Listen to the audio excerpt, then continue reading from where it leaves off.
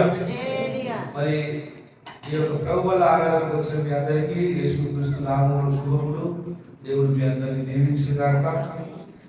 మనం నేర్చుకుంటున్న మాటలు దేవుని ఆత్మ అనే విషయాన్ని నేర్చుకుంటున్నాం. ఆత్మ ద్వారా కలిగే మేలులేంటి అనేది నేర్చుకుంటున్నాం. పోయిన వారం మనం నేర్చుకున్న వాక్యం ఏంటంటే, దేవుని సంగతులు మనము గ్రహించాలంటే, దేవుని సంగతులు మనం తెలుసుకోవాలంటే దేవుని ఆత్మతో నింపబడాలి. దేవుని ఆత్మ ఎప్పుడైతే మనం పొందుకుంటామో అప్పుడు మాత్రమే దేవుని సంగతులు మనము గ్రహించగలుగుతాము. లేకపోతే దేవుని సంగతులు మనకు అర్థము కావు. ఈ రోజుల్లో చాలా మందికి దేవుని సంగతులు అర్థం కాక అయోమయంగా జీవిస్తూ ఉన్నారు. దేవునికి మహిమ కలుగును గాక. మరి ఈ లోకంలో ఇప్పుడు జరుగుతున్న పరిస్థితులను చూస్తున్నప్పుడు, సంఘటనలను చూస్తున్నప్పుడు మనకు అర్థమయ్యే ఒక విషయం ఏంటంటే, దేవుని రాకడ అనగా ప్రభు అయిన యేసుక్రీస్తు రాకడ సమీపిస్తూ ఉంది. యేసయ్య రాకడ సమీపిస్తుంది. ఆయన రాకడకు గుర్తులు కనబడతా ఉన్నాయి.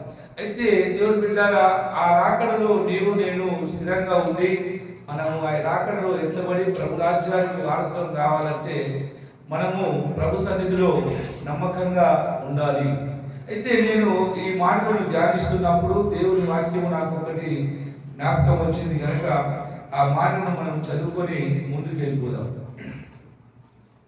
లూకా సువార్త 21వ అధ్యాయము 34వ వచనం చదివినట్లయితే ఏరాసిందంటే, మీ హృదయములు ఒకవేళ తిండి వలనను మత్తు వలనను ఐహిక విచారముల వలనను మందముగా ఉన్నందున ఆ దినము అకస్మాత్తుగా మీ మీదికి ఉరియొచ్చినట్లు రాకుండా మీ విషయమై మీరు జాగ్రత్తగా ఉండి.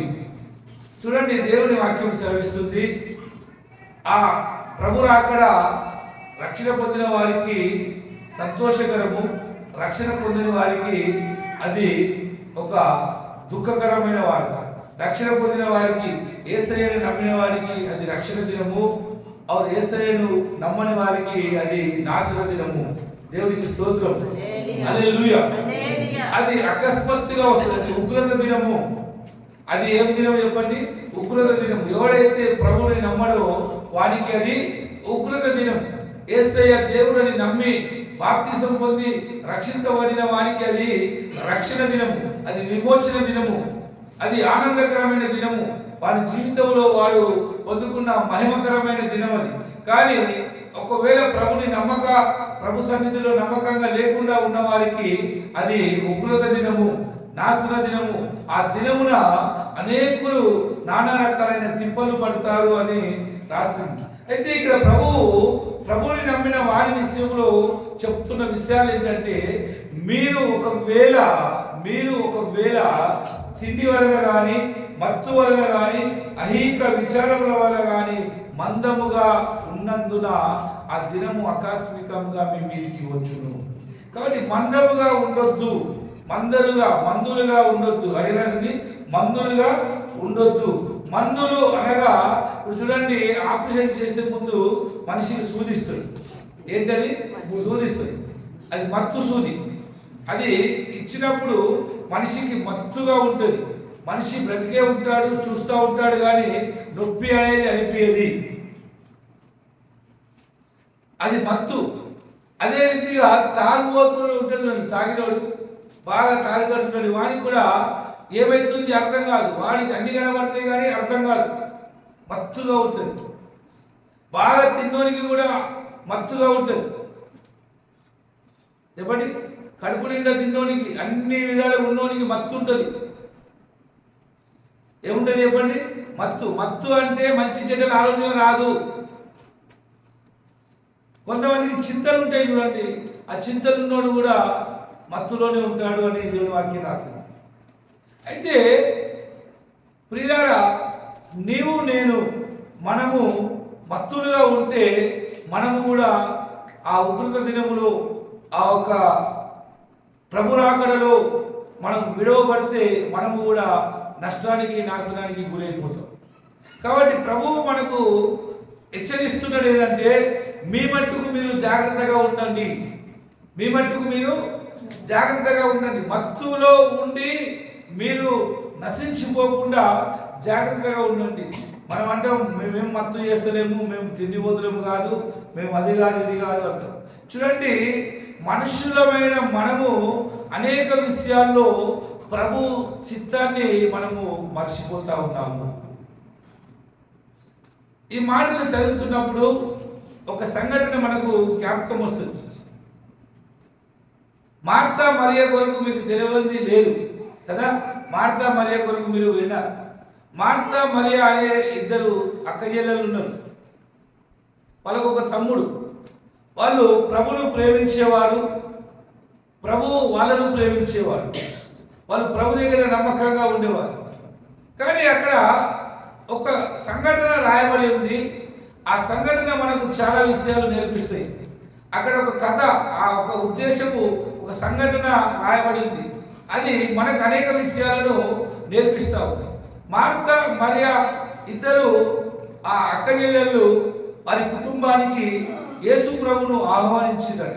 అంటే పిలిచిన తర్వాత మార్తా ప్రభువును ఆడ కూర్చుండబెట్టి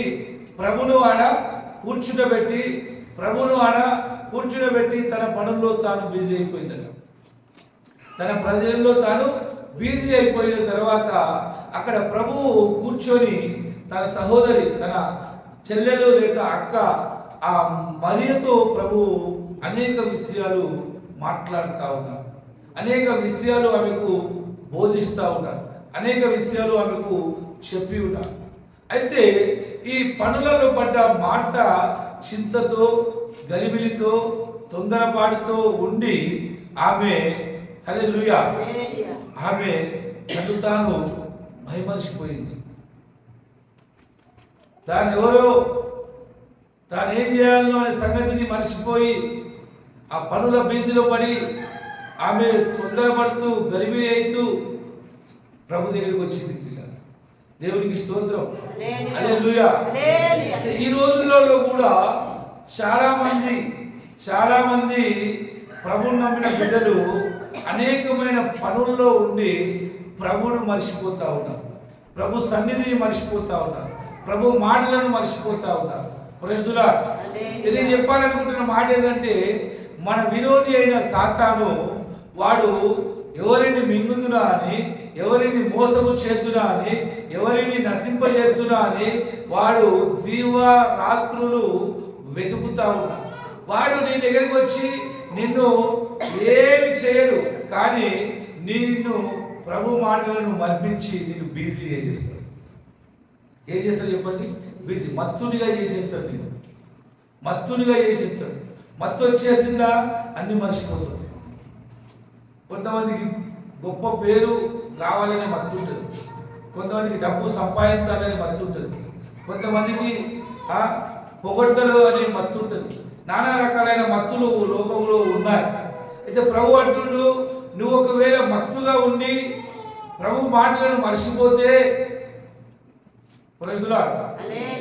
ప్రభు మాటలను మర్చిపోతే నేను నశించడానికి గురైపోతాము.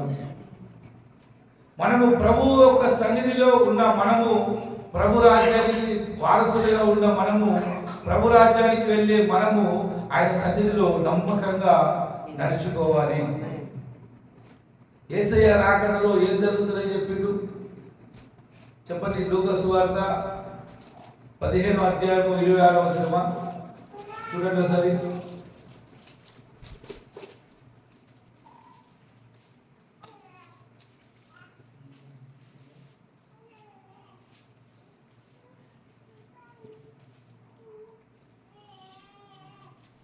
అధ్యాయము 26వ వచనం, 17-26.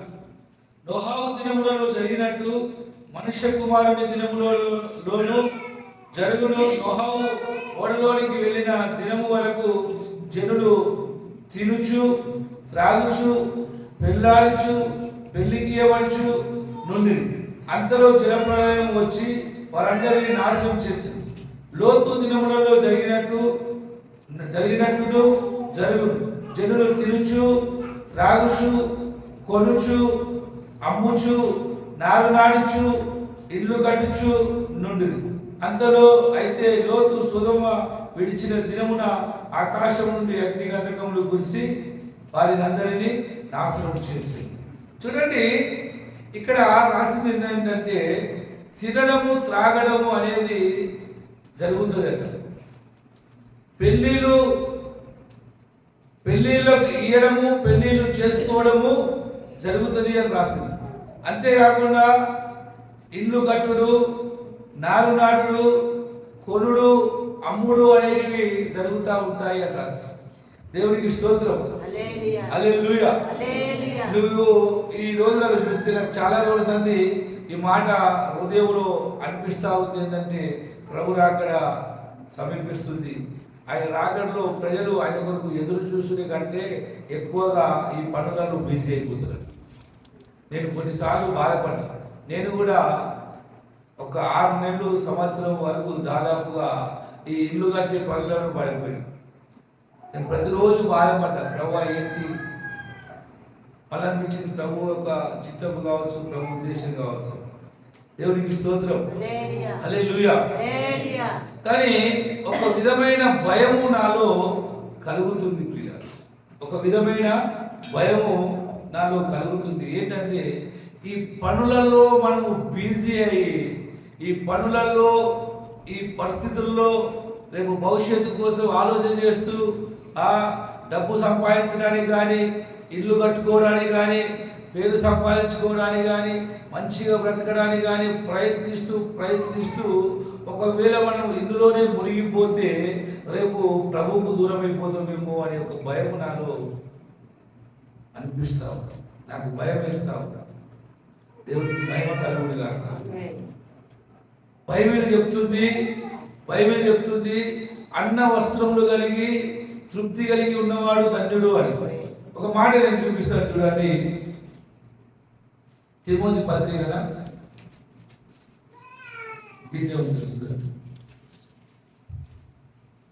ఓకే, తిమోతికి రాసిన మొదటి పత్రిక 6వ అధ్యాయం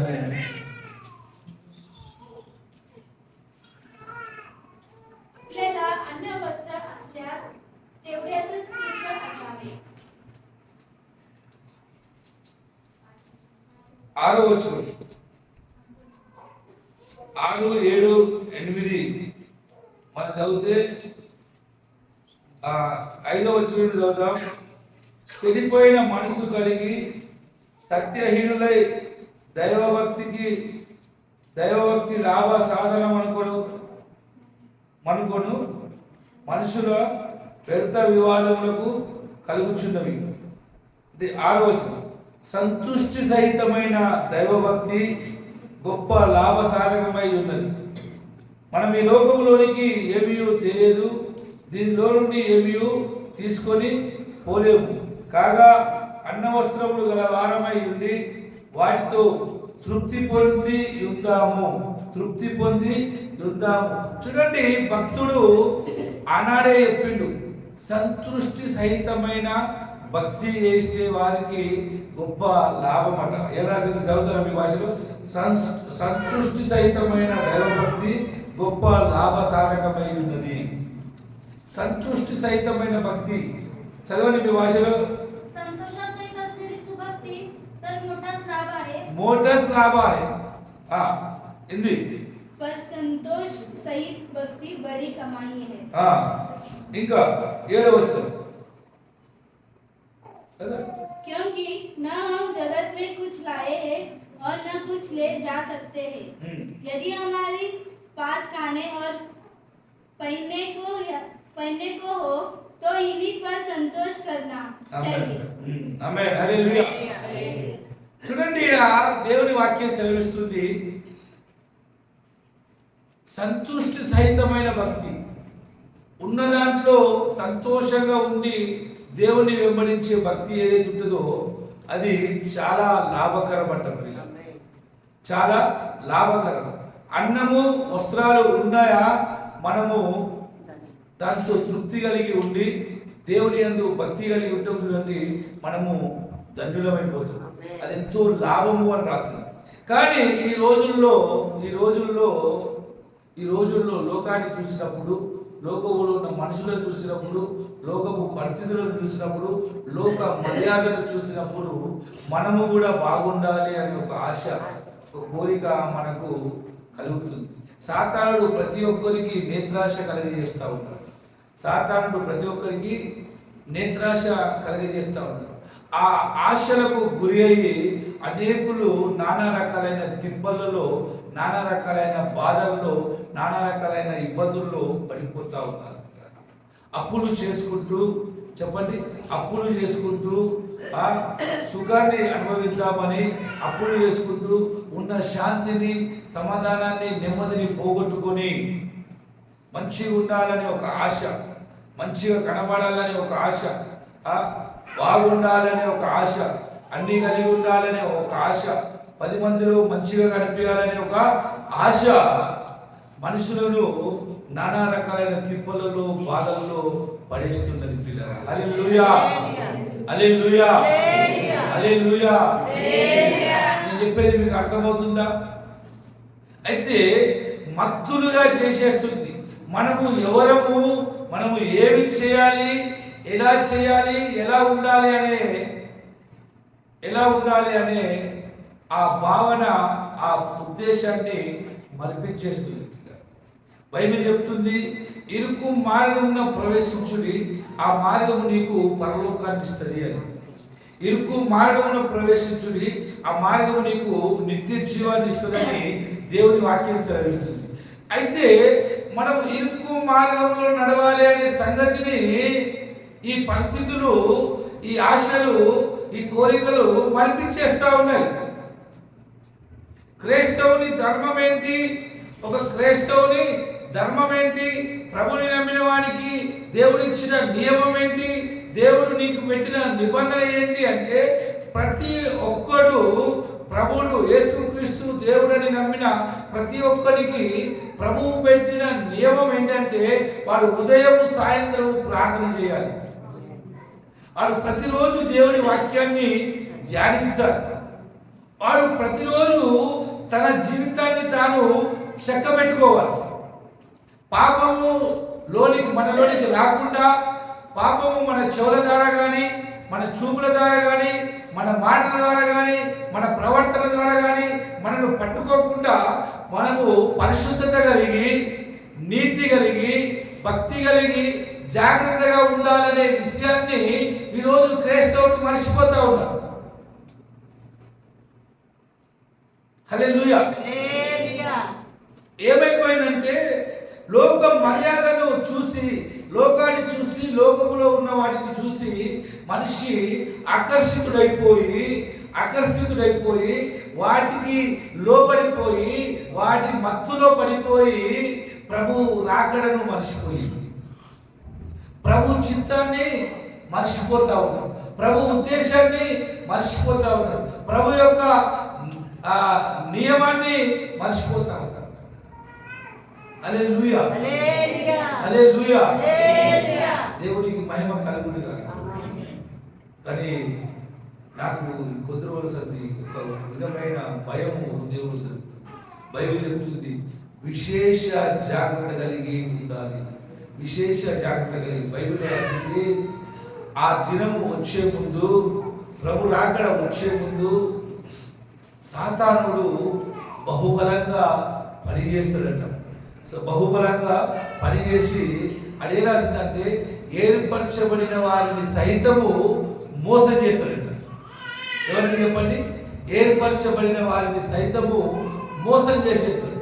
మోసం చేస్తాడంటే ప్రభుకు దూరం చేసేస్తాడు. ఎవరికి? ప్రభు సన్నిధికి దూరం చేసేస్తాడు. ప్రార్థనను మరిపించేస్తాడు. వాక్యాన్ని చదవకుండా చేస్తాడు. సహవాసానికి దూరం చేస్తాడు. దేవుని బిడ్డలతో కలిసి ఉండకుండా చేస్తాడు. ప్రభు సన్నిధికి రాకుండా చేస్తాడు. చర్చికి రావాలన్న మనసు ఉండదు. ఏం చర్చికి పోతాం? ఈ రోజుల్లో ఇప్పుడు మనం పెట్టుకున్నట్టుగా చాలా మంది లైవ్లు పెడతా ఉన్నారు. ఏం పెడతా ఉన్నారు చెప్పండి? లైవ్లు పెడతా ఉంటారు. ఏ చర్చికి పోయి, ఏంది చర్చికి పోయినా కదే, ఈడున్న కదే అని చెప్పేసి మొబైల్లో లైవ్ పెట్టుకొని తిరుగుతూ ఉంటారు. ఎట్లాగో ఇలా జరిగిన వాక్యము అప్లోడ్ చేస్తారు కదా, యూట్యూబ్లో వస్తుంది కదా, పొద్దుకి వినొచ్చు, తర్వాత వినొచ్చుగా అనుకొని ప్రభు సన్నిధిని నిర్లక్ష్యం చేస్తూ ఉన్నారు. ఏం చేస్తారు చెప్పండి? ప్రభు సన్నిధిని నిర్లక్ష్యము చేసేవారు ఉన్నారు. ఈ లైవ్ అనేది లేకపోతే ఈ యూట్యూబ్లో వాక్యం పెట్టేది అనేది ఎవరికైతే వేరే ఇక్కడ లేని వారు చెప్పండి, ఇక్కడ లేని వారు వేరే ఎవరైనా ఉన్నారు కదా, ఈ సత్యాన్ని దేవుడిచ్చిన ఈ యొక్క ఉపదేశాన్ని, ఈ యొక్క ప్రత్యక్షతను, ఈ యొక్క దేవుడి సందేశాన్ని వాళ్ళు కూడా విని జాగ్రత్త పడాలని వీడియోలు చేస్తారు. కానీ నీవు ఇంటికాడ ఉండి చూడడానికి కాదు. బైబిల్ సెలవిస్తుంది, ప్రతి ఒక్క క్రైస్తవుని యొక్క నియమము నిబంధన ఏంటంటే వాడు ఖచ్చితంగా సంఘముగా కూడుకోవాలి, సంఘముగా కూడుకోవాలి, సంఘముగా ఒకటి కావాలి. నువ్వు సంఘములో పరిశుద్ధులతో కలిసినప్పుడే నువ్వు సంఘముగా ఒకడేతో. సంఘము ఎవరో నీకు తెలుసా? సంఘమును దేవుడు దేనితో పోల్చిందో మీకు తెలుసా? చెప్పండి. సంఘమును దేనితో పోల్చిండు ప్రభువు? ప్రభు శరీరంగా పోల్చిండు, సంఘమును వధువుగా పోల్చిండు. అంతేకాకుండా ప్రభు శరీరంగా కూడా పోల్చిండు. ఇప్పుడు నువ్వు సంఘంలో ఐక్యపరచబడితేనే ప్రభు శరీరంలో నువ్వు ఒకటైపోతావు. ప్రభు శరీరంలో నువ్వు ఒకటైపోతేనే ప్రభులో ఉన్న జీవము నీలోనికి ప్రవహిస్తుంది. ఇప్పుడు చూడండి, చెయ్యిని తీసి పక్కకు పెడితే ఆ చెయ్యి బలంగా ఉంటుందా? పని చేస్తుందా? ఆ చెయ్యి బాగుంటుందా? ఉండదు.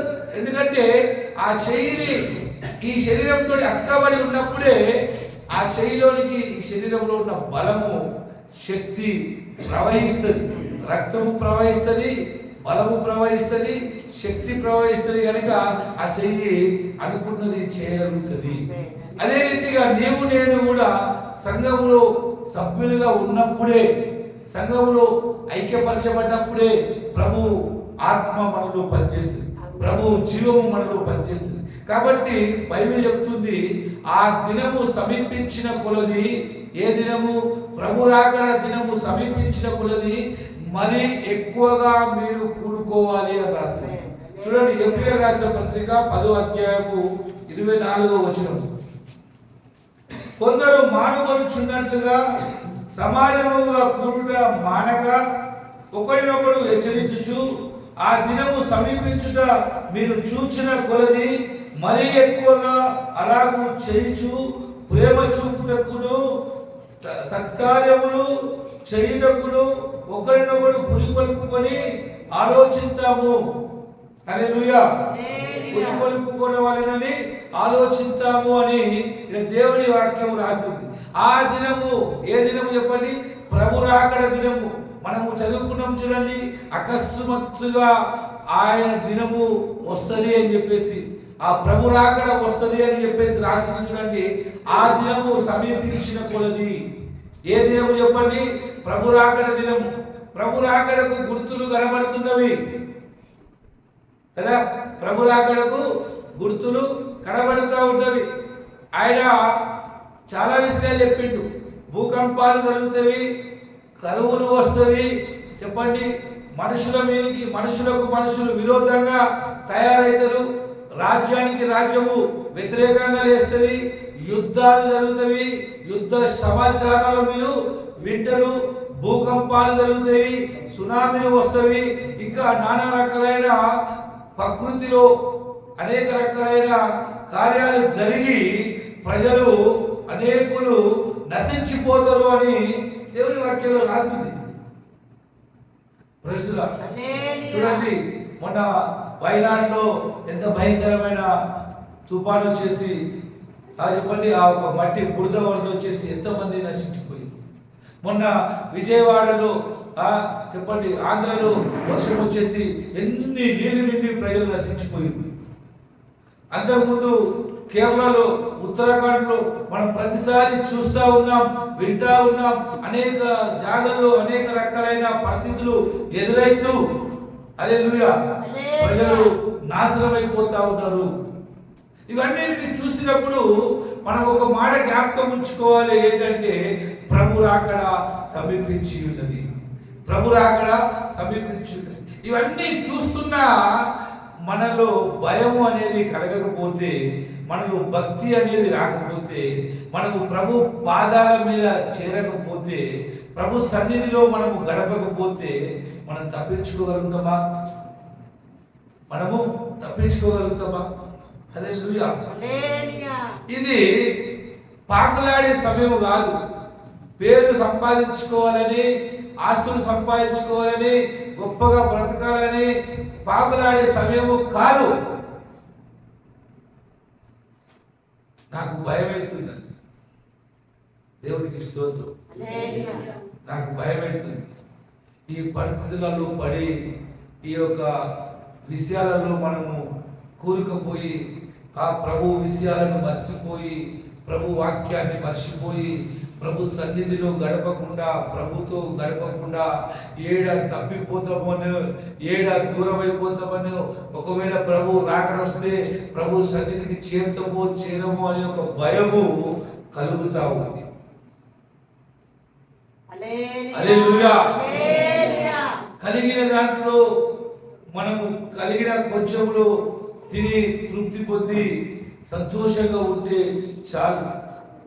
నాకు తెలిసి ఒక 25, 30, 40 సంవత్సరాల క్రితము ఒక మనిషికి 2-3 డ్రెస్సులే ఉండేవి.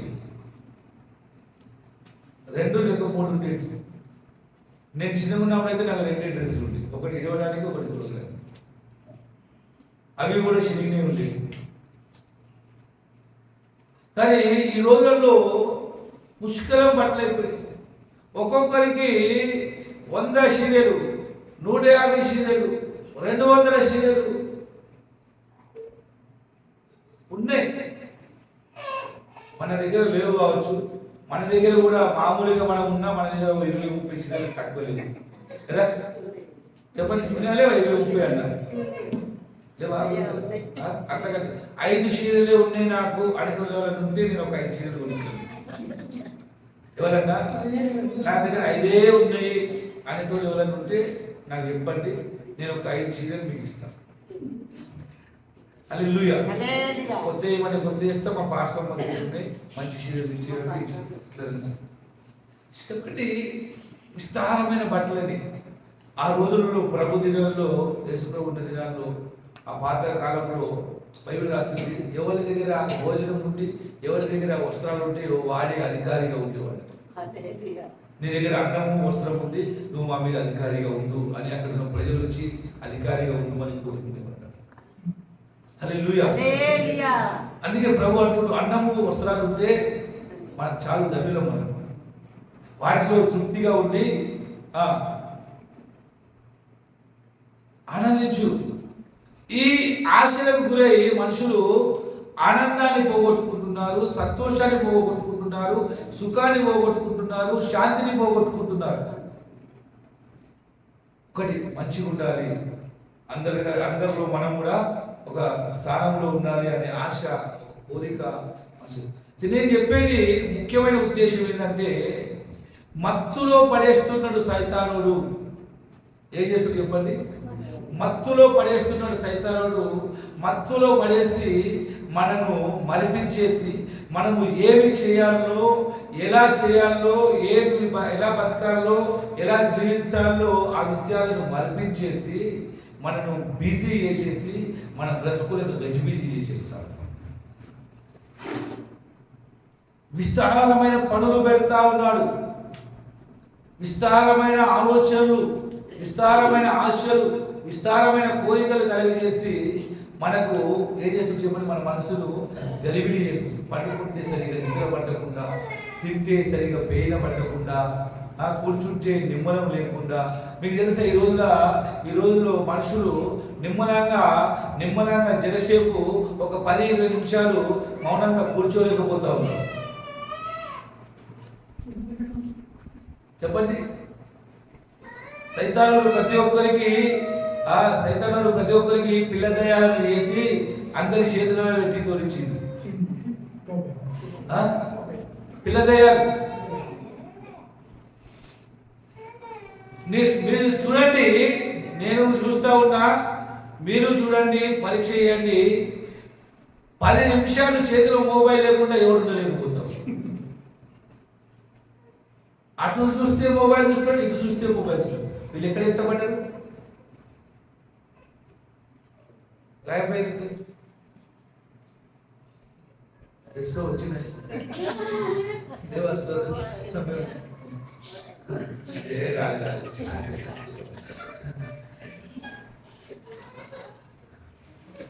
మరి ఎత్తబడితే భయం అవుతుంది, రక్షించడం మాయమైపోతే భయం అవుతుంది. వాళ్ళు పోయిరు, మేము ఉంటామా?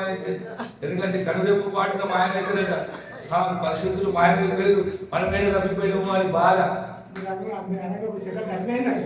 హల్లెలూయా, దేవునికి మహిమ కలుగునుగాక. ఇది చెప్పే మాట ఏంటంటే ఈ రోజుల్లో చర్చిలకు రావడం తక్కువైపోతుంది. ప్రజలు ఏమైపోతుంది చెప్పండి? తక్కువైపోతుంది. పాస్టర్ నేను బిజీ ఉన్నా, నేను లైవ్లో చూస్తాను. చెప్పండి, లైవ్ చూస్తా. దేవునికి మహిమ కలుగును. లైవ్లో తప్పు కాదు, తప్పు అని చెప్పట్లేదు, తప్పు కాదు. కానీ అది ఎవరి కోసము? ఈ సత్యవాక్యము లేక దేవుడిచ్చిన ఈ ప్రత్యక్షత, దేవుడిచ్చిన ఈ సందేశాన్ని ఇంకా అందరికి వినిపించాలనే ఉద్దేశంతో ఈ లైవ్ కానీ చెప్పండి. కొంతమంది అంటే నువ్వు చర్చి రాకుండా పర్లేదు, ఇది నువ్వు అని చెప్పి అది తప్పు. అర్థంగా? కొంతమంది అయ్యా మాకు ఇబ్బంది అవుతుంది, ఇంటికాడ లైవ్ వస్తుంది, ఇంటికాడ పెట్టుకొని చూడు అని చెప్తుంది చూడండి. ఆ చెప్పేటోడు తప్పుడు బోధ, కరెక్ట్ కాదు. హల్లెలూయా. నీకు లైవ్లో భోజనం తినబెడతా, లైవ్లో భోజనం తినబెడతా.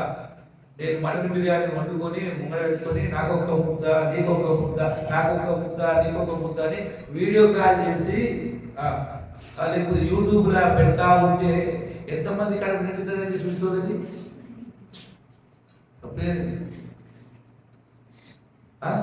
లైవ్లో తింటారా? చెప్పండి. ప్రైజ్లా దేవునికి మహిమ కలుగునుగాక. బైబిల్ చెప్తుంది, సంఘముగా కూడుకొనుట మానొద్దు. నీ ఏ పరిస్థితి ఉన్నా, ఎటువంటి స్థితి ఉన్నా, ఇక్కడ నువ్వు ఉండేది కొద్ది కాలమే. ఇక్కడ ఉండేది నువ్వు కొద్ది కాలమే. శాశ్వత కాలం అక్కడ ఉంది. ఆ శాశ్వత కాలానికి నువ్వు చేరాలంటే నీవు సమాజంలో సంఘముగా కూడుకోవాలి. యేసయ్య శరీరంలో నువ్వు ఒక్కడిగా చేరాలి. ఆయన శరీరంలో నువ్వు ఒక్కడిగా చేరాలి. నీ సమయమును పోనీయక సద్వినియోగం చేసుకోవాలి. నీ సమయాన్ని అక్కడిక్కడ ఖర్చు పెట్టకుండా ప్రభు సన్నిధిలో గడపడానికి ఖర్చు పెట్టాలి. సహవాసంలో ఉన్నోడు ఆశీర్వదింపబడతాడని దేవుని వాక్యం సెలవిస్తా ఉంది. సహవాసంలో ఉన్నోడు అభిషేకించబడతాడని దేవుని వాక్యం సెలవిస్తుంది. సహవాసంలో ఉన్నోడు కాపాడబడతాడని దేవుని వాక్యం సెలవిస్తా ఉంది. సహవాసంలో ఉన్నోడు తప్పించబడతాడు. అందుకే భక్తుడైన దావీదు చెప్తాడు కదా, సహోదరులు ఐక్యత కలిగి నివసించుట ఎంత మేలు, ఎంత మనోహరము. సహవాసము, సహోదరులు కలిసి, సహోదరులు అంటే ఎవరు? యేసు ప్రభుని నమ్మిన ప్రతి ఒక్కడు సహోదరులు, సహోదరులే. సహోదరులందరూ ఒక్కయాగ కలిసి ప్రభుని స్తుతించి ఆరాధించుట ఎంత మేలు, ఎంత మనోహరము. చాలా మంది సహోదరులతో ఉండకుండా, సహవాసంలో ఉన్న స్థలంలో ఉండకుండా ఎక్కడెక్కడో వెళ్ళిపోతారు. అది చాలా ప్రమాదం ఉంటుంది. ఈ రోజులలో చెప్తున్నారు కదా, చాలా భయంకరమైపోయినాయి పరిస్థితులు. ప్రభు వాక్యానుసారంగా ప్రజలు నడవట్లేదు. సేవకుల యొక్క నడిపింపులో ప్రజలు నడవట్లేదు.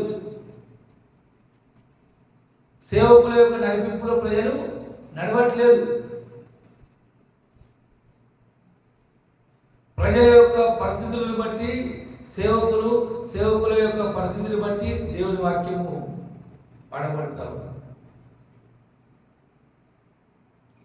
దేవునికి మహిమ కలుగునుగాక. హల్లెలూయా. నేను ఇప్పుడు నీకు చెప్పవలసిన ఒకే ఒక మాట, మత్తులుగా ఉండకూడి, మత్తులుగా ఉండకూడి.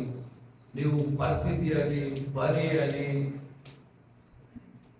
బిజీ అని నువ్వు మత్తుడు అయిపోయి ప్రభు సన్నిధిని మర్చిపోయినవనుకో, ప్రభు ఉద్దేశాన్ని మర్చిపోయినవనుకో, ప్రభు చిత్తాన్ని మర్చిపోయినవనుకో, నువ్వు చేయవలసిన బాధ్యతను మర్చిపోయినవనుకో, నువ్వు చేయవలసిన పనిని మర్చిపోయినవనుకో, ప్రభువు నీ మీద పెట్టిన భారాన్ని, బాధ్యతను మర్చిపోయినవనుకో, ప్రభువు నీ మీద ఒక కాడి పెట్టిండు, ప్రభు నీకు ఒక బాధ్యత ఇచ్చిండు, దీన్ని మోయి అప్పుడు నీకు విశ్రాంతి దొరుకుతుంది అని చెప్పేసి దేవుడు నీకు చెప్పిన పని ఏదైతుందో అది నువ్వు మర్చిపోయినవనుకో, దేవుడు నీకు ఇచ్చిన బాధ్యత ఏదైతుందో దాన్ని నువ్వు మర్చిపోయినవనుకో, ప్రభు సన్నిధిలో గడపవలసిన సమయాన్ని నువ్వు వ్యర్థంగా గడుపుతున్నావనుకో, ప్రభు సన్నిధిలో చేసుకున్న నిబంధనను నువ్వు మర్చిపోయినవనుకో, ప్రభుతో చేసిన కట్టడను నువ్వు మర్చిపోయినవనుకో, నీ సమర్పణను నువ్వు వదిలేసుకున్నావనుకో, నీ పరిశుద్ధతను నువ్వు పోగొట్టుకున్నావనుకో, నీ యథార్థతను నువ్వు పోగొట్టుకున్నావనుకో, బహు జాగ్రత్తగా ఉండు అని రాసిందాడ. ఒకవేళ అలాగనే చేస్తే ఆ దినం అకస్మాత్తుగా నీ మీదకి రావచ్చు. కాబట్టి అక్కడ కింద చెప్తుండేదంటే, చదువుతున్న మాట కింది మాట చదువుకొని మనం బాగా ప్రార్థన చేసుకుందాం.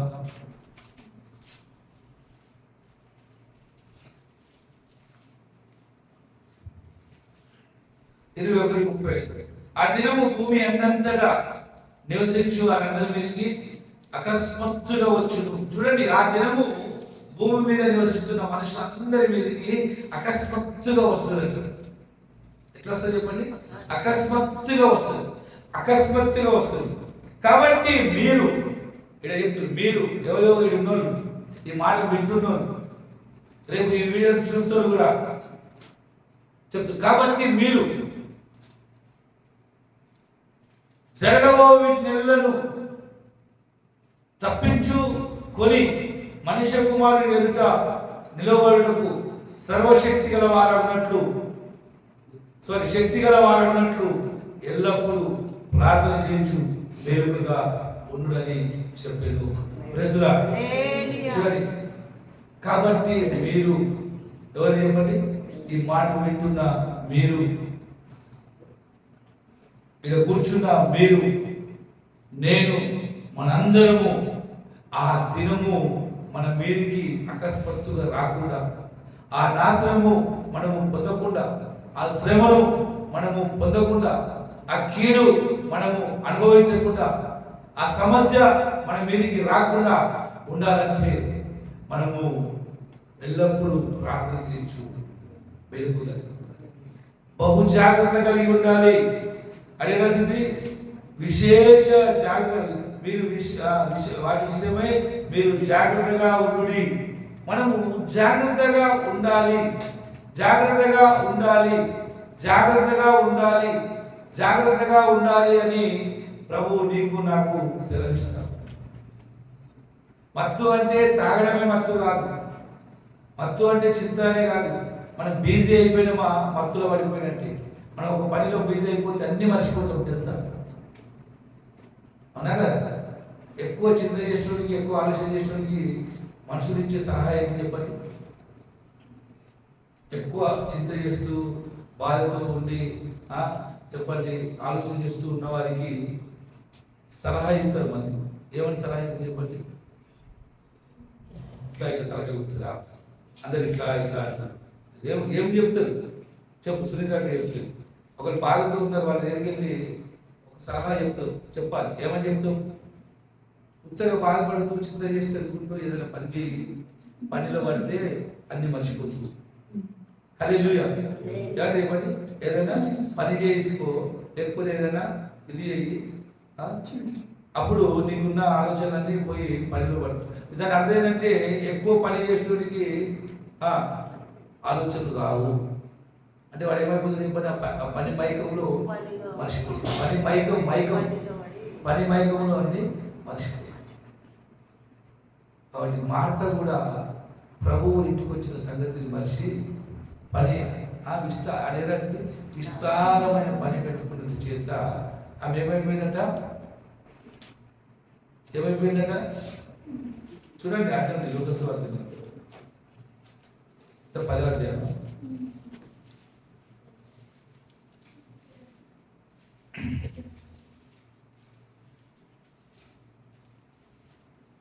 మార్త విస్తారమైన పని పెట్టుకున్న చేత తొందరపడి, చూడండి, విస్తారమైన పని మనిషికి తొందర గలిబిలి తీర్చడం. విస్తారమైన పని పెట్టుకున్న నెమ్మది ఉండదు. అడే రాసింది చదవండి, మీ భాష చదవండి. 40. मार्तेला फार काम झाल्यामुळे तिची तारांबळ उडाली. तारांबळ उडाली. మీ తారంబర్ ఉడకుండా ఉండండి. परंतु माता सेवा करते करते घबरा गई.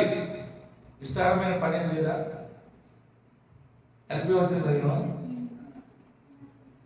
घबरा गई, గలిబిలి అయిపోతుంది. పని శక్తికి మించి పని ఎప్పుడైతే మనకు వస్తుందో అప్పుడు మనము తారంబర్ ఉడుని గేలే అవుతుంది. అంటే మన శాంతి మన నుండి దూరం అయిపోతుంది, సమాధానము దూరం అయిపోతుంది, గలిబిలి గలిబిలి అవుతుంది, ఆగమాగం అవుతుంది, తొందరపాడవుతుంది, ఓడియే పోతే ఓటవుతుంది. కొంతమంది తనకున్న పరిస్థితులను బాగు చేసుకోవడానికి తొందరపడతారు. తొందరపడి ఇది చేస్తే బాగవుతుందేమో, అది చేస్తే బాగవుతుందేమో, అట్లా చేస్తే బాగవుతుందేమో, అట్లా చేస్తారు, ఇట్లా చేస్తారు, అట్లా చేస్తారు. ఏది సక్సెస్ గా అన్ని పాడైపోతుంది,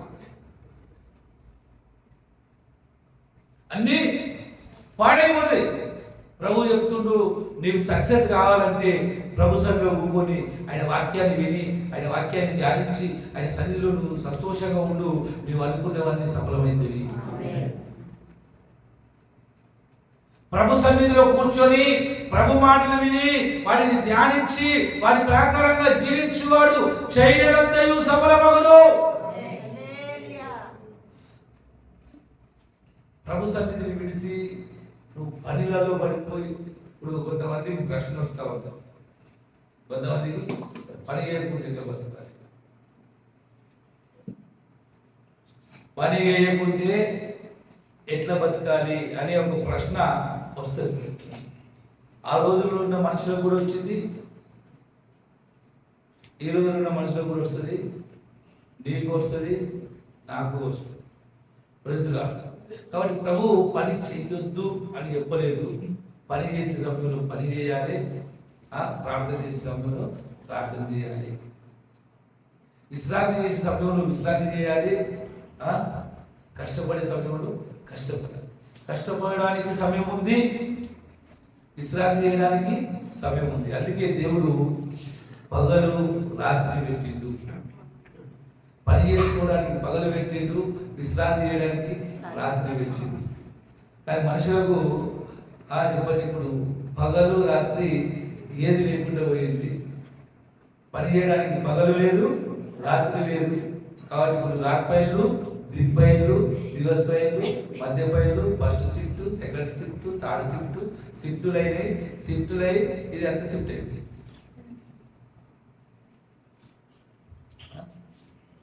तारंबल उठने गेले,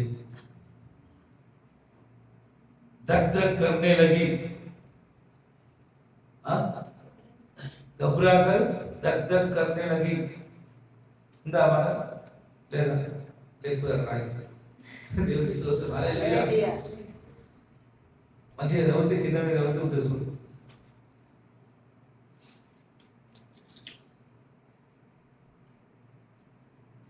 విస్తారమైన పని పెట్టుకున్న చేత తొందరపడి, చదవడం మన 40 तेव्हा मार्तेला फार खटपट पडल्यामुळे तिची तारांबळ काय तेव्हा मार्तेला फार खटपट पडल्यामुळे खटपट पडले मुला तिची तारांबळ उडाली आणि ती जवळ येऊन म्हणाली, प्रभूजी, माझ्या बहिणीने माझ्या एकटीवर कामाचा बोजा टाकला आहे. याची आपल्याला काळजी नाही काय? तिला मला सहाय्य करावयास सांगा. प्रभूने तिला उत्तर दिले, माते, तू पुष्कळ गोष्टींविषयी काळजी व दगदग करतेस. प्रभु ने उससे उत्तर दिया, हे मार्था, तू बहुत बहुत बातों के लिए चिंता करती और घबराती है। घबराती है, चिंता करती है, घबराती है, धक धक करने लगा। దేవునికి మహిమ కలుగునుగా. ఆమేన్. నువ్వు విస్తారమైన పరిగెత్తుకుంటే చింతలు భయాలు తప్పు. హల్లెలూయా. హల్లెలూయా. అన్న వస్త్రములు కలిగిన వాళ్ళు నీకు నాకు దేవుడు పెట్టిన బాధ్యత ఏంటంటే ఆయన ఆజ్ఞలను, ఆయన కట్టడలను, ఆయన నియమాలను, ఆయన విధులను పాటించాలి. ఒక క్రైస్తవులకు ఉన్న బాధ్యత ఏంటంటే పరిశుద్ధత కలిగి ఉండాలి, నీతి కలిగి ఉండాలి, యథార్థత కలిగి ఉండాలి. చెప్పండి, న్యాయము కలిగి బ్రతకాలి, సత్యము కలిగి బ్రతకాలి. ఇవి ప్రభు మనకు పెట్టిన నియమాలు. విశ్వాసము, ప్రేమ, సాత్వికము, శుభనిగా భక్తి, దీర్ఘశాంతము, ఓర్పు, వీటన్నిటిని కలిగి జీవించాలి. మనిషి నిమ్మలంగా ఉంటే కదా ఇవన్నీ మనం కూడా ఉండేది. అందరూ బిజీ అయిపోయి నాకైతే చాలా విచిత్రం అనిపిస్తుంది. ఏంటంటే పిల్లలు ఏడుస్తే ఊపుకుంటూ పెట్టడానికి కూడా శాంతి అయితే ఈ రోజుల్లో తల్లిదండ్రులు తీసుకెళ్లి సైతానికి అప్పయిస్తారు. ఏ సైతానా చూసుకో, ఇప్పటి నుండి నీకు సంతానం గర్వాలు తీసుకో ఇగో సైతానుతో ఆడుకో అని చెప్పి సైతాన్ని తీసుకెళ్ళి అవసరమా? నీవు చిన్నగా ఉన్నప్పుడు ఏడిస్తే మీ అమ్మ నీకు మొబైల్ ఇచ్చిందా? మరి మీరెందుకు మొబైల్ ఇస్తుంది? ఎందుకు ఇస్తున్నారు మొబైల్? నువ్వు ఏడిసినప్పుడు మీ అమ్మ నీకు ఊళ్ళో పెట్టలే, నీకు తినిపియలే, నిన్ను ఆడిపియలే. అప్పుడు వాళ్ళకున్న కష్టం నీకు లేదు. ఎందుకు ఇస్తావు మొబైల్? వాటి మొబైల్ చూసుకో. ఆశ్చర్యం అనిపిస్తుంది. పిల్లలను దానికి బానిసలను చేసేస్తున్నాం, మత్తులను చేసేస్తున్నాం. అది ఒక ఎదిగిపడి దరిద్రం పట్టుకుంటుంది మనిషి. నేను కూడా చాలాసార్లు దాన్ని దూరం కొడదాం అంటే దాని ద్వారా కొన్ని పనులు అవుతున్నాయి కనుక దాన్ని విడవలేకపోతా ఉంటాను. అందుకే నేను ఫేస్బుక్ బంద్ చేశాను. నాకున్న ఫేస్ చాలు మంచిగా ఉంది, ఇక మళ్ళీ ఆ ఫేస్ ఎందుకు దాంట్లో చూసుకోవడానికి కానీ అది బంద్ చేసి 6-7 సంవత్సరాలు. వాట్సాప్లో బంద్ చేసిన అంటే వాట్సాప్ చూడడం బంద్ చేసిన. చాలా మంది కంప్లైంట్లు వస్తాయి, నేను వాట్సాప్లో మెసేజ్ చేసిన నువ్వు చూడలేదు ఎందుకు? పిల్లి పక్కన అయితే నాకు గొడవ పెట్టుకుంటా ఉన్నాను, మెసేజ్ చేస్తున్నాము నువ్వు ఎందుకు చూస్తలేవు అని. అది టైం అంతా పోతుంది, అది లాగేస్తూ ఉంది. అట్లా చెప్పేసి నేను పూర్తిగా విడిచిపెట్టినని చెప్పి చెప్తలేను. నేను కూడా కొత్త దానికి పడిపోతున్నా. అది ఏదో చూద్దామని అలా పెట్టిన ముఖము 2-3 గంటలు పెట్టిన ఇంకోటి ముఖం పెట్టినామంటే అది ఉంటుంది. కాబట్టి దానికి దూరంగా ఉండడము. నేను చెప్పేది ఏంటంటే మత్తులుగా చేస్తుంది సైతాను. నేను చెప్పే ఒక ఉద్దేశము, అది మత్తులుగా చేసి ప్రభు సన్నిధిని, ప్రభు చిత్తాన్ని మన దగ్గర మర్పిస్తుంది. ప్రభు సన్నిధికి మనకు దూరం చేస్తూ రెండోది మనకు ప్రభు చిత్తాన్ని మర్పిస్తుంది. ఈ రోజులలో ప్రజలకు వాక్యాన్ని చదవడం కష్టమైపోతుంది, ప్రార్థన చేయడం కష్టమైపోతుంది. 10 మంది నలుగురు ఒక కూర్చొని మాట్లాడడానికి ఇబ్బంది అయిపోతుంది. నలుగురు ఒక కూకుండా ఎవరి మొబైల్ వాళ్ళు పట్టుకొని ఒక మాట ఇక్కడ, ఒక మాట అక్కడ, ఒక మాట ఇక్కడ, ఒక మాట అక్కడ చేస్తూ ఉంటాం. నాకైతే భయం వేస్తుంది. నాకు ప్రార్థన ఆయన రాకడలో మనము తప్పు, ఆయన రాకడలో మనము మంచి పోరాడితే నా బలుగు కడుపు నుంచి విశ్వాసాన్ని కాపాడుకుంటుంది. మన విశ్వాసము చెదిరిపోవద్దు, మన భక్తి తక్కువ కావద్దు, మన సమర్పణ తక్కువ కావద్దు, మన ప్రయాసంలో మనము అలసిపోవద్దు. దేవుడు బిడ్డారా, దేవుడు మనకు పెట్టిన నిబంధనలు నియమాలను మనం పాటించాలి. ప్రభు దగ్గరికి రావడం తక్కువ కావద్దు, సహవాసం తక్కువ కావద్దు. అలాగ జరిగితే మనం ఏమైపోతామో మనకు తెలియదు. ఒకవేళ మనము విడవబడితే మన పరిస్థితి బహుఘోరం. హల్లెలూయా. రానున్న రోజులు భయంకరంగా రాబోతున్నాయి. బైబిల్ శ్రమిస్తుంది, ఆ దేవుని ఉగ్రత దినమున ఒకవేళ నేను విడవబడితే అక్కడ జరిగే పరిస్థితి ఏంటి తెలుసా?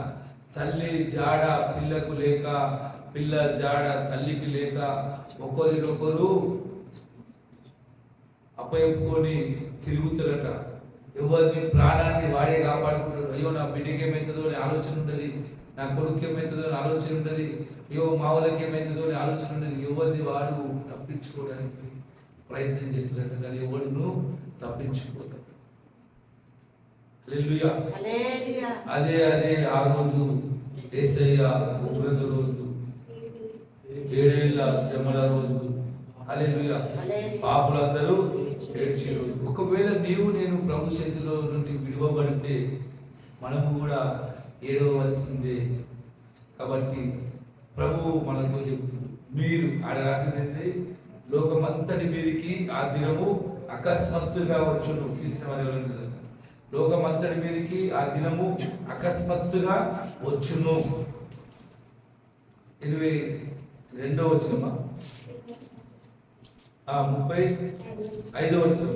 ఆ దినము భూమి అంతటా నివసించు వారందరి మీదకి అకస్మాత్తుగా వచ్చును. ఆ దినము భూమి అంతటా నివసించు వారందరి మీదకి అకస్మాత్తుగా వచ్చును. చదువు మరాఠీ पस्तीस. कारण तो अवघ्या पृथ्वीतलावर राहणाऱ्या सर्व लोकांवर तसाच येईल. तसाच येईल. ऐका, तुम्ही तर या सर्व होणाऱ्या गोष्टी चुकवाव्यास तुम्ही तरी सर्व गोष्टी चुकवाव्यास व मनुष्याच्या पुत्रासमोर उभे राहाव्यास समर्थ व्हावे म्हणून सर्व प्रसंगी प्रार्थना करीत जागृत राहा. చూడండి, ప్రభు చెప్తున్నాడు, మీరైతే వాటన్నిటి నుండి తప్పించుకోవాలి. మీరు వాటి అన్నిటి నుండి తప్పించుకోవాలంటే మీరు ఎల్లప్పుడూ ప్రార్థన చేయాలి. చూడండి, మన ఖాళీగా ఉన్నప్పుడేమో మొబైల్, పని ఉన్నప్పుడేమో పని ఉన్నప్పుడు రమ్మంటే పని ఉందంటాము, పని లేనప్పుడు రమ్మంటేనేమో మనం అటు తిరుగుతాం. మొబైల్లో లేకపోతే ఆటలు పాటలు తెలుగులు ఎంజాయ్ కదా. నేను మధ్యలో ఒక వాక్యం వింటున్నప్పుడు పాస్టర్ ఇర్మియా గారు సాక్ష్యం చెప్పినంటే, ఆ రోజుల్లో పాతకాలంలో ఒక 30 సంవత్సరాలు 25, 30, 40 సంవత్సరాల క్రితము భక్తులు, విశ్వాసులు ఆదివారం రోజు అన్ని విడిచిపెట్టుకొని వచ్చేవారట. ఈ రోజులలో భక్తులు ఆదివారం వస్తే పిక్నిక్లకు వెళ్తున్నారు, ఫంక్షన్లకు వెళ్తున్నారు, పెళ్లిళ్ళకి వెళ్తున్నారు, చెప్పండి పార్కులకు వెళ్తున్నారు. అయ్యా పాస్టర్ గారు, పిల్లలకు ఇదే రోజు చుట్టూ ఉంటుంది, మాకు కూడా ఇదే రోజు చుట్టి, కాబట్టి మేము ఏదో షాపింగ్ మాల్కి వెళ్ళినాం, డిన్నర్ చేసుకోవడానికి వెళ్ళినాం. చక్కగా చెప్పండి, మేము నరకానికి వెళ్ళినామని చెప్పేసి సైతానుడు వచ్చి మాకు సంకలు వేసుకొని పోయిండు, వాళ్ళతో పాటు మేము నరకానికి వెళ్ళినాం. నరకం ఎవరి కోసం తయారు చేయబడింది చెప్పండి? దేవుడి సన్నిధిని విడిచి తిరిగేటోళ్ళ కోసం కదా. ఎవడు దొంగల చేతులు చిక్కబడ్డాడు చెప్పండి? దొంగల చేతులు చిక్కబడింది ఎవడు? యెరూషలేము విడిచి ఎరుకోకపోయేటోడు, ఆశీర్వాద స్థలంలో ఉండేటోడు విడిచిపెట్టి శపించబడిన ఎరుకో పట్టణానికి వెళ్తుంటే దొంగలు పట్టుకోరా? సాతాను పట్టుకోరా? ప్రభు సన్నిధిలో ఉండవలసిన మనము వాళ్ళతో వీళ్ళతో తిరిగితే సాతాను మనం పట్టుకోరా? పట్టుకుంటారా? నన్ను పట్టుకోడు వాడు, నా సోపతి నన్ను ఎందుకు పట్టుకుంటాడు? నేను వారితో తిరుగుతున్నా, వాడి పట్టుకునే కానీ ముందుగా నేను పోయి పట్టుకుంటా. అట్లా అంటారా? వాడు నిన్ను పట్టుకున్నా, నువ్వు వాడిని పట్టుకున్నా, ఇద్దరు కలిసి పడేది నరకం. మనం ప్రభు పాదం, ప్రభు చేతి పట్టుకోవాలి, ప్రభు అడుగులు అడిగేస్తూ చెప్పండి, ప్రభు అడుగులు అడిగేస్తూ నడవాలి, ఆయనని చూడాలి, ఆయన మీద ఆశ పెట్టుకోవాలి, ఆయనను వెంబడించాలి. అప్పుడే కదా ఆయనతో కలిసి ఉండాలి. ఆయన సంఘములో ఒకటిగా, ఆయన శరీరంలో ఒకటిగా, ఆయనలో ఒకరిగా మనము కలిసిపోవాలి. నువ్వు ఆయనలో ఒకటి కావాలంటే నీకు దిక్కుదేము ఇదే, ప్రభు సన్నిధే దిక్కుదేము. మన దిక్కేంటి? ప్రభు సన్నిధి. ప్రభు సన్నిధిలోకి వచ్చినప్పుడు ఆయనలో కలిసిపోతాం, మనం ఆయనలో ఒకటే పోతాం. సంఘంలో కూడుకున్నప్పుడు ఒకటే పోతాం. ఈ రోజుల్లో చాలా మంది నేను చూసిన ఆశ్రయస్తులు, చర్చిలా ఆశ్రయస్తులు, అర్థమైందా? 3 గంటల వర్షం ఉంటే 10 నిమిషాల కోసము అరగంట సేపు చర్చికి వెళ్తారు. అది ముందుగానే పోతురు, లాస్ట్ కన్నా ముందుగా పోతే చేసే ప్రార్థన చేసుకొని అది పాటలు పాడుతుంటే వాంతి లేచిపోతుంది. అయిపోయింది, చర్చికి వచ్చిన ఏమైనా నేను చర్చికి వచ్చిన. కొంతమంది అంతా అయిపోయే మూమెంట్లో ఆమేన్ అని చెప్పే మూమెంట్లో వచ్చి కూకొని ఏంటి నేను చర్చికి వచ్చిన అని చెప్పేసి ఆశ వేస్తుంది. అందుగా ప్రభు రమ్మన్నది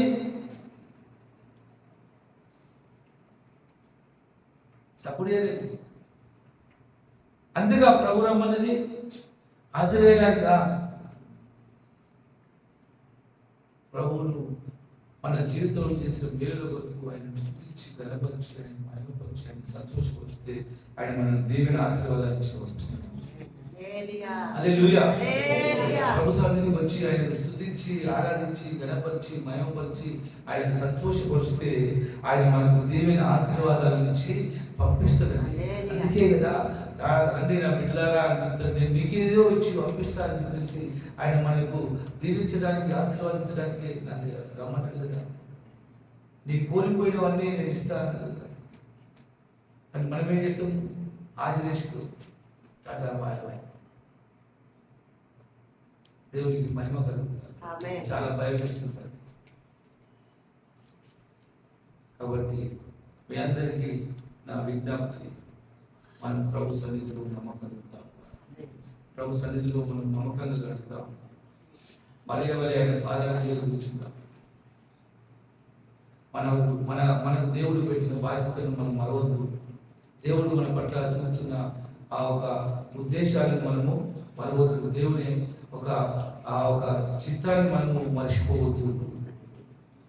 దేవుడు ఈ మాటల ద్వారా మనల్ని హెచ్చరించి ఆశీర్వదించుగాక. ప్రార్థన చేసుకుందాం పిల్లరా. అందరూ కలిసి ప్రార్థన చేద్దాం. పరిశుద్ధుడా, ఈ పరిశుద్ధమైన మన స్తోత్రాలు వందనాలు. మేలుతో కలిగి ఉండమన్నావు ప్రభా, మత్తులుగా ఉండకూడే అన్నావు, మత్తులుగా ఉండకూడే అన్నావు.